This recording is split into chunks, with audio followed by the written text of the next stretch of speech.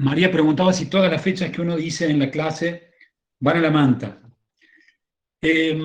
Sería lo ideal, pero no es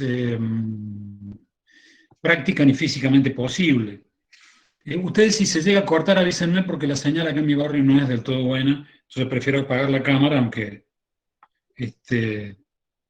supongo que un poquito más respetuoso si me miran, si me ven hablar. No es como prácticamente posible poner a toda la información que uno tira en una manta o en una línea de tiempo o en un resumen.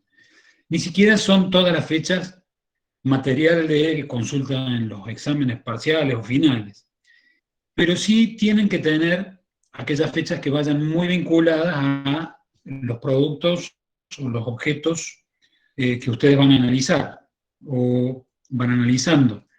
Cuando ahora arranquemos nosotros virtualmente o teóricamente hemos lanzado lo que es la fase 3, la fase práctica 3, en la clase anterior cuando empezamos con la clase expositiva del Arts and Crafts. Estamos entrando en el siglo XIX y ustedes me van a decir, pero profe, todavía estamos con el objeto personal y el objeto familiar. Sí, vamos un poquito desfasados en lo práctico porque hay mucha información teórica. Pero ustedes ya deberían ir pensando, seguramente en algunos talleres ya se han adelantado a eso, más o menos en la medida de lo que los ha dejado la práctica 2, pero ustedes ya deberían ir pensando en productos tanto artesanales como artísticos, que vamos a empezar a ver ahora, como industriales, que vamos a terminar de ver en las clases que vienen, en productos para analizar, que van a analizar uno por unidad temática, uno de arte, uno de artesanía y otro de industria del siglo XIX. Entonces, a María y a todos, hay fechas que yo voy comentando en los teóricos que tienen que ver con esas elecciones. Por ejemplo, si a ustedes se les ocurre, para lo que es la unidad arte, analizar un cartel de Toulouse-Lautrec, por ejemplo, que todavía no lo han visto, pero ya lo van a ver, quizás alguna la conozca, a esa obra. Toulouse-Lautrec tiene una fortísima influencia del expresionismo, como expresionismo, no impresionismo, expresionismo, como vanguardia artística. De hecho, se encuadra como pintor dentro de esa vanguardia. Todas las fechas que tengan que ver con el expresionismo en particular, y sería lógico que estén, algunas en particular que tengan que ver con Toulouse-Lautrec más todavía. Al ser un artista francés, las grandes exposiciones que se fueron dando en ese país y así. Elvio, vaya levantando la mano. Levanta la mano si te voy registrando, pero también sigo con el chat que había otras. Ahí está, ahí te tengo registrado.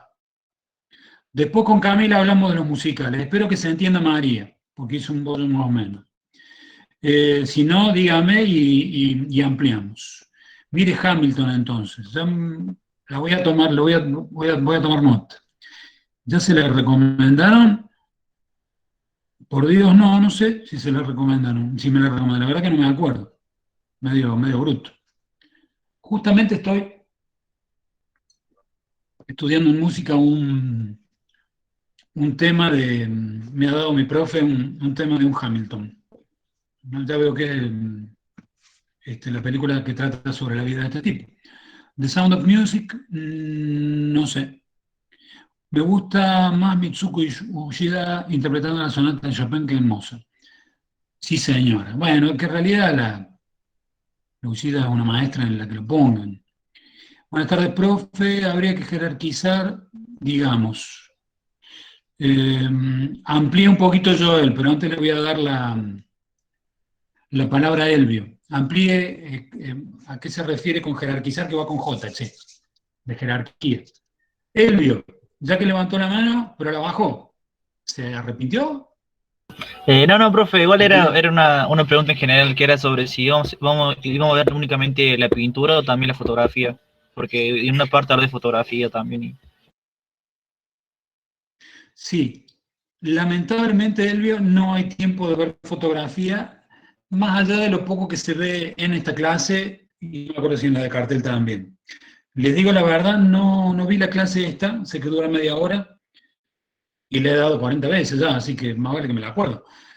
o me acuerdo de los contenidos, pero a veces pongo lo de fotografía y a veces no. Si puse lo de fotografía no vamos a poder ver mucho más que esto. Me encantaría hacer una clase sobre fotografía, de hecho la tengo preparada para cuando daba historia del diseño gráfico, porque es una temática más que interesante. Lo que sí les puedo tirar algunos datos de algunos fotógrafos del 19 y algunas cuestiones, como admitieron Marce, que es un escrito que no tiene casilla, de mí en ese hola Marce.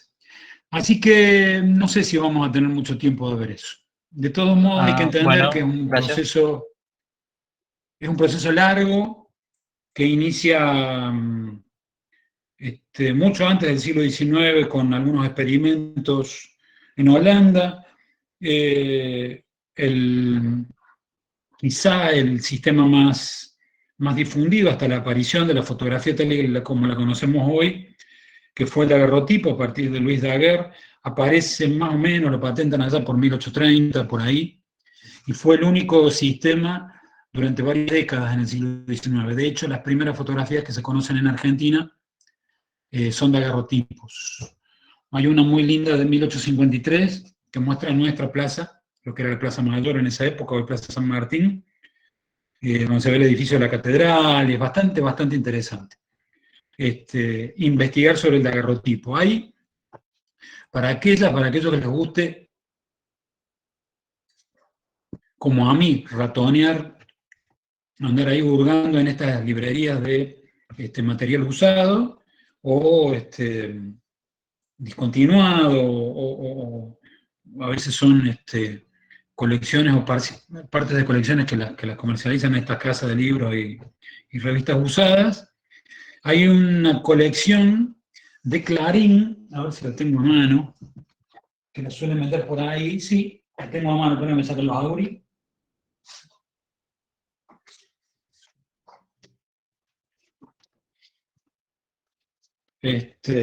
Así la ven, yo después la puedo compartir. Este es el tomo 4, en realidad lo que les puede interesar a ustedes es el tomo 1. Esta colección tiene 4 tomos y revisa la historia de la fotografía en Argentina. Estas son todas a color, la verdad que son bastante poco interesantes para nuestra materia, pero el primero de esos números justamente revisa los daguerrotipos y ese tipo de cosas. Bueno, no sé si le respondí, Elvio. Sí, profe, muchas gracias. Está. ¿Alguna cosa más? Yo supongo que esta clase les tiene que haber dejado un montón de dudas. Iván, ahí levantó la mano. Diga, Iván. Una pregunta, cuando habla del cubismo, el fauvismo y el expresionismo, o sea, ahí da Sí. 3 ejemplos y son los 3, digamos, nacen de la tercera revolución de 1875 o es de uno de cada uno. ¿Por qué me había quedado claro eso? Es muy buena la pregunta de Iván.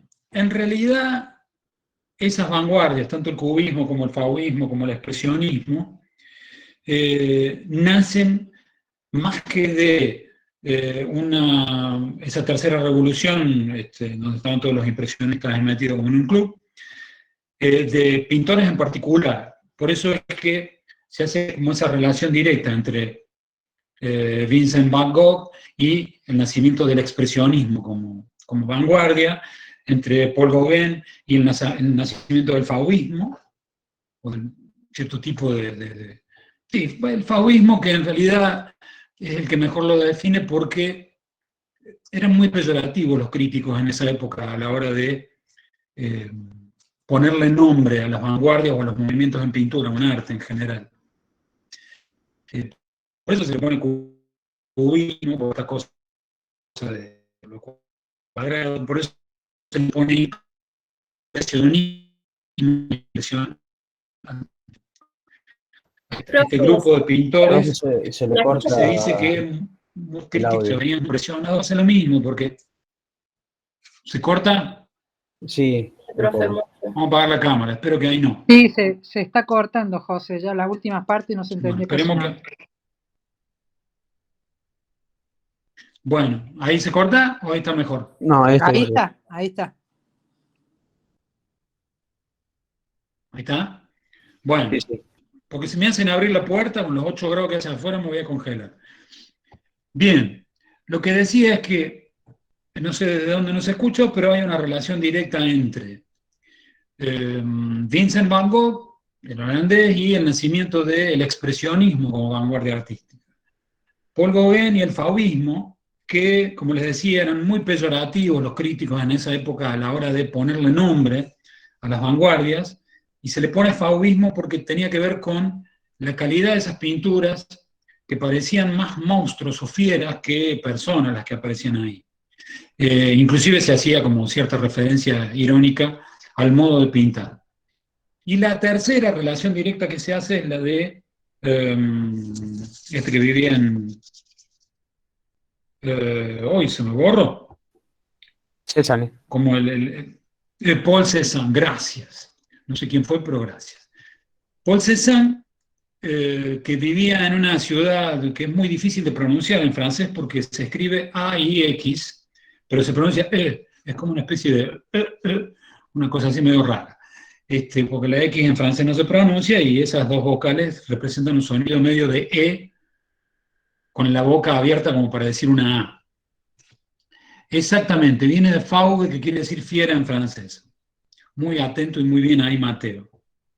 Entonces esas tres relaciones directas son las que dan nacimiento a lo que muchos críticos, historiadores llaman proto-vanguardias. En realidad van inscritas más dentro de la vanguardia, fundamentalmente el cubismo, que es la que se plantea como relación directa desde la obra de Paul Cézanne, como bien me recordaba alguno por ahí. Por esta cosa de empezar a reducir ciertas formas que uno capta en la naturaleza o en la realidad a expresiones geométricas más o menos simples, como son los cubos, los cilindros, las esferas y demás. Así que no es que de la tercera revolución pasamos a esos tres, sino que posteriormente al desarrollo de esa tercera revolución, y ya bien entrado el expresionismo como proto-vanguardia es así, en el terreno del arte en Europa, se desprenden de esa vanguardia tres personajes muy particulares, como son Van Gogh, Gauguin y Cézanne. Los tres dan como nacimiento a tres vanguardias diferentes, distintas. Espero que se haya entendido, no me acuerdo quién preguntó. Iván. Sí, profe, sí, sí. Iván. Sí, entiendo. O sea que no, Bien. no parten las tres de lo que sería el tercero, sino que es un desarrollo que se va dando a lo largo del tiempo. Exactamente. Parten más del expresionismo que de la tercera revolución. Del expresionismo como vanguardia, o como proto-vanguardia, pero con nombre y apellido particular, o sea, cada una. Ojo, para Iván y para todos, para todas. A mí me gusta la manera que tiene de ver la historia del arte este señor que se llama Ernesto Gombrich, pero no necesariamente en todos los libros de historia del arte van a encontrar un discurso parecido. Es más, no van a encontrar esto de las tres revoluciones. Esto es un invento de Gombrich que le pone de algún modo un poco de límite a determinados desarrollos para entender a tipos al principio como Turner, como Delacroix, o como el mismo, ay, se me borró el otro en inglés, no me importa, fíjate que estaba medio loco. El William Blake, a ese me refería. Otro paquete más con los prerrafaelistas y estos pintores más que mudan más la temática hacia cosas más mundanas, y otro tercer paquete ya con los impresionistas. Una manera de entender con un poco más de claridad un proceso que es mucho más complejo. Entonces, a mí me gusta la visión de Gombrich, pero no necesariamente uno la va a encontrar así en todos lados. Pero sepan que así como la encuentra Gombrich y como la recogemos nosotros para la clase positiva, así la vamos a pedir en el parcial o en el final. Entonces, si después les gusta otra visión, en toda la libertad de leerla, inclusive de aportarla, en el caso de que se les pregunte. Pero cuando uno en el parcial le pregunta, ¿cómo, qué sé yo, estructura Gombrich la historia de la pintura en el siglo XIX, a partir de qué episodio o revoluciones? Y ustedes pueden poner la primera de tal cosa, la segunda de tal otra, y la tercera de tal otra. Está bien. ¿Hay algo más? ¿Alguna cosa más?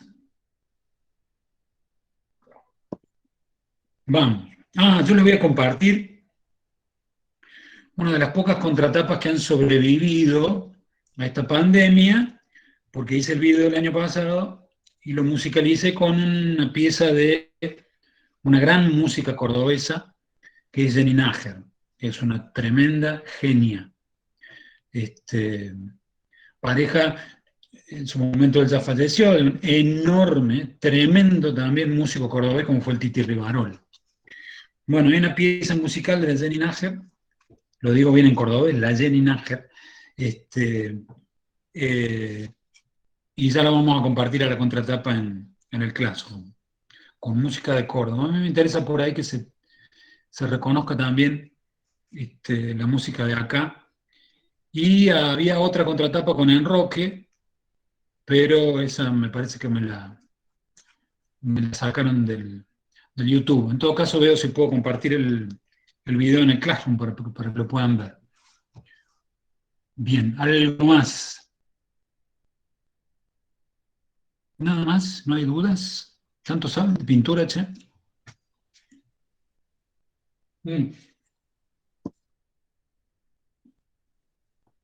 ¿No? ¡Qué silencio! ¡Qué silencio! Hay un muy interesante video, ya que estamos hablando de pintura, para los que les guste, para los que les guste la música, o para los que sepan de música y el tema de oído absoluto, que es una explicación que hace Jaime Altozano de por qué la mayoría de los humanos tenemos color absoluto, pero no oído absoluto. Está bastante interesante. Y uno entiende ahí el por qué la percepción del sonido es tan diferente a la del color. Está bastante bueno, lo vi hace unos días, no lo tenía ese video. Supongo que lo seguirán algunos al Jaime Altozano, que es un youtuber bastante interesante. Un genio, yo no lo ese. sigo, pero... Sí, justo lo vi el otro día también. Muy bueno, Jaime, sí. Después de Soundtrack hay otro que también analiza música que es muy bueno. Y uno de Colombia que se llama ¿Sí? Alvin no sé cuánto, que también es muy interesante. Sí, el Alvin no me cae tan bien, digamos. No, ¿Sabés no lo que tiene el química con Altozano? Tiene una formación, Sí. Es más tiene técnico, una sí, formación sabe más. clásica. Tiene una formación clásica insuperable. Entonces el tipo se puede meter en todas las complejidades musicales. En todas. Tremendo. Y aparte tiene muy buena... Estoy tratando de abrir mi YouTube en el celu para pasarles el dato de otro que es norteamericano. Para los que sí, Soundtrack es muy, muy interesante. Justamente acá lo tengo. Hay un tipo, lo voy a escribir acá, un yankee, para los que entiendan inglés, porque viene sin subtítulos. Hay un tipo que hace análisis de música, que es músico y compositor. Él se llama Doug Helbering. Para los que les interese, muy interesante el Yanquilandia analiza rock progresivo, que es justamente el que puede tener más componente de música emparentada con lo clásico. Pero es Rosana que duran 10 minutos, o los de Soundtrack. Así que, pero está bueno ese del color absoluto, lo recomiendo. Profe, respecto al video sobre color absoluto, Kandinsky le aplica a cada color una frecuencia de onda sonora. Bernardita, usted está absolutamente sintonizada. Sí, de todos modos, esa es una cosa que vamos a ver un poquito más cerca del fin de año. Inclusive vamos a mostrar un par de ejemplos. Lo que pasa es que Kandinsky tenía una teoría a partir de la cual vinculaba con mucha lógica, si uno lo mira a la distancia, con mucho sentido común y buen sentido, digamos, al sonido con las formas y los colores. Bueno, Entonces, pero acordate que era sinestésico, José, por eso. Claro. Siempre Ale me recuerda esto porque yo lo olvido. Sinestésicos son estos tipos que perciben determinadas cosas con más de un sentido. O sea, escuchan una nota y por ahí no solo escuchan la nota, sino que ven un color con esa nota. Flashean sin nada, Sí. vamos a decirlo Sin académicamente. ayuda, digamos. Claro. Sin sin otra química que la del propio del cerebro. Claro, claro que sí. Así Está. sí. Entonces Kandinsky Bueno, lo único que entonces, hacía era dibujar lo que escuchaba. claro. Entonces el tipo, no solo que por ahí escuchaba alguna nota y veía un color, sino que la lengua se le llenaba la boca de saliva con algún sabor. O sea, le operaban un montón de cosas al mismo tiempo. Esos son los sinestésicos, como dice Alejandra, que son gente que percibe al mundo con esa capacidad, digamos, de poner más de un sentido en juego a la vez, simultáneamente y en función del mismo estímulo. Cosa que me parece fabulosa, pero no sé si me gustaría vivir así. Porque hay que ver si es cómodo, lo Bueno, mismo que tener oído absoluto. vos fíjate que muchos otros sinestésicos, el común es que tienen graves problemas psiquiátricos. Claro. Míralo Terminan, a Jimi Hendrix, míralo al vocalista de Radiohead. Buen ejemplo. Son Claro, tipos que son tienen tipos problemas. ahí dice Bernardito, los cuadros de él son verdaderas composiciones musicales.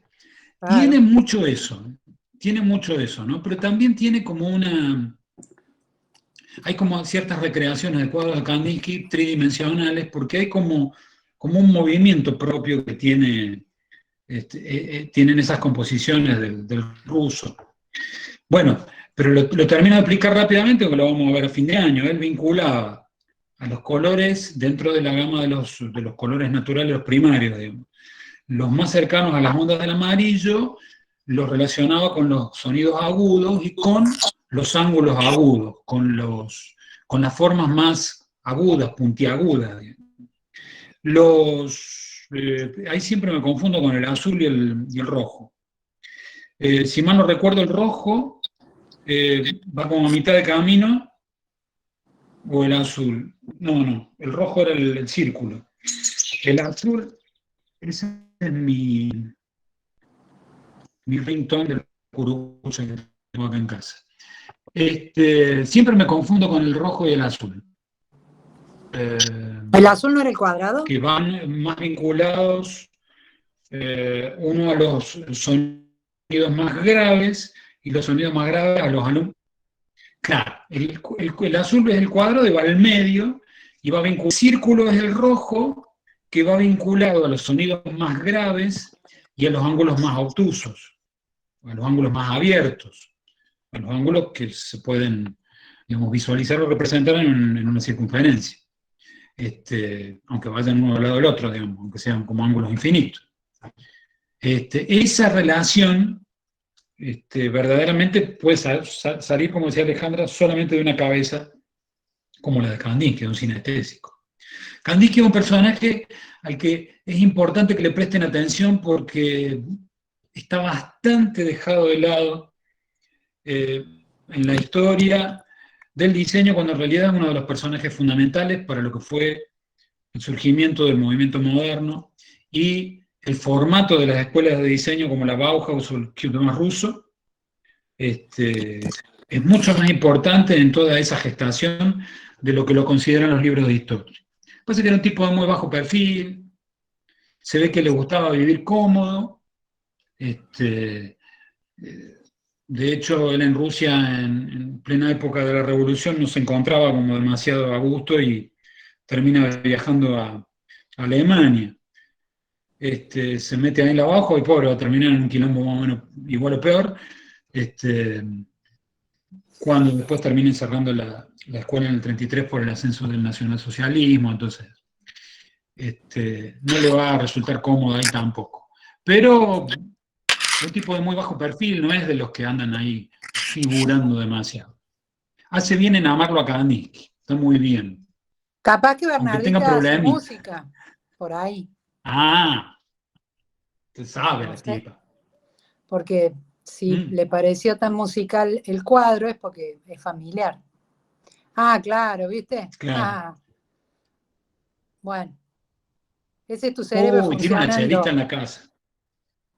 No. Ese es el Pero no cerebro de puede. Bernardita funcionando. Claro. Reconocemos Claro. lo Me que nos es imagino familiar, escuchando, qué Angelito, sé yo. nada más. Ah, Claro. por eso hay que estudiar. Claro, pero no vale así, porque en las casas normales hay una guitarra, por ahí un piano, un par de flautas dulces, pero un cello ya es un lujo. Bueno, yo tenía una También viola de profesor de gamba historia de la ahí, música. como soy más vieja que Bernardita, lo mío era la madre del cello. Mirá. ¿Viste? Respetando la Está línea de bien. tiempo, siempre así nosotros. Está muy bien. ¿Y profesor de historia de la música en la Facu, Bernardita? Qué lindo. Porque mi profe de piano, que retomó su carrera después de muchos años, ahora está cursando y justamente estaba haciendo historia de la música. Instituto de Artes en Catamarca. ¡Ay, qué lindo! Allá en San Fernando.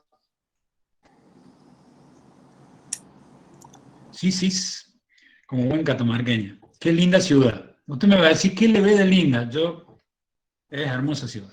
Sobre todo lo que es el pueblo viejo, no me acuerdo de eso que la ciudad vieja, me pareció una belleza. Hermosa, realmente. Hay como así como nosotros, como en Carolla hay esta avenida de plátanos, allá creo que tienen una de la Pacho Amarillo, me parece, no me acuerdo de qué. Ah, es de Belén. Ah, de los pagos de nuestro querido Cristian Mojade, de por ahí. Bueno, sí, yo también los despido porque estamos desvariando mucho. Vayan a los talleres, che. A no ser que haya alguna duda así como muy sustancial. ¿Estamos? Ah, no, Rocío de Belén. Ya estoy mezclando a la gente. Bueno, vayan a los talleres. Que anden muy bien. No, profe. Profe, No, profe. Chao, profe, nos vemos. Chao, profe. Ah, Rocío de San Fernando, Chao, profe. entonces. Está muy bien. Chao, No, que anden profe. lindo. chao, profe, Chao, nos profe, vemos. gracias. Valentina, un abrazo grande para el papi. Dale, se lo mando, profe. Nos vemos. Profe, ¿le puedo hacer una Recién consulta ya se sobre van. Cali? Llega tarde, Franca. Sí, diga, aunque se hayan ido, vaya contando. ¿El Kandinsky clasificaba los colores de calor a frío o solamente lo que él sentía cuando escuchaba? Es muy Porque probable, tengo- como decíamos recién. Sí. Sí, te escucho. Ah, que bueno, Sí. porque para pasar, digamos, de lo que sería el amarillo al azul, pasamos por el medio, que sería el rojo, entre los colores cálidos y fríos. Y por ahí él toma como referencia el color, por ejemplo, naranja o amarillo, que sería el triángulo, el cuadrado, no sé si era azul o rojo, y el círculo ya directamente frío. Por eso no sé si era... Sí, lo que pasa es que vos, si tomás el círculo cromático, ¿no? Sí, Un invento al menos que yo registro más o menos de esa época. Ítem ya hacía uno después, aunque era una estrella en realidad. Si vos tomás el círculo cromático, en realidad podés tomar el paso del amarillo al rojo, pasando por el azul primero, o podés en realidad ir desde el amarillo hacia el rojo, por arriba, digamos, y pasar por el azul después. O sea, el círculo cromático tiene esa ubicación equidistante de los tres colores primarios, entonces no es que obligatoriamente tenés que pasar por el azul para ir al rojo. claro, porque Puede pasar por el puede otro dar la lado. vuelta al revés, digamos. Claro. Entonces la temperatura también la podés tomar en ese sentido con una relación más de rojo cálido, azul frío y el amarillo medio como a mitad de camino. Pero, pero son todas discusiones que tienen que ver justamente con cuestiones culturales o perceptuales más complejas. Entonces, pero a mí lo del sonido, la forma y el color me resulta mucho más claro de entender y es ahí a donde le puso el límite Kandinsky a su teoría, digamos, no avanzó más sobre la temperatura. Claro, se Aunque lo basa haya más que comentado todo en en su la libro. música. Ujú. Bien. Así es. Bueno, era eso, Bueno, profe. gente, vayan a los Gracias. talleres que ya se ha hecho la hora y tienen entrega hoy. Así que raja. Chao, profe. Chao, que anden bien. Gracias, Iván.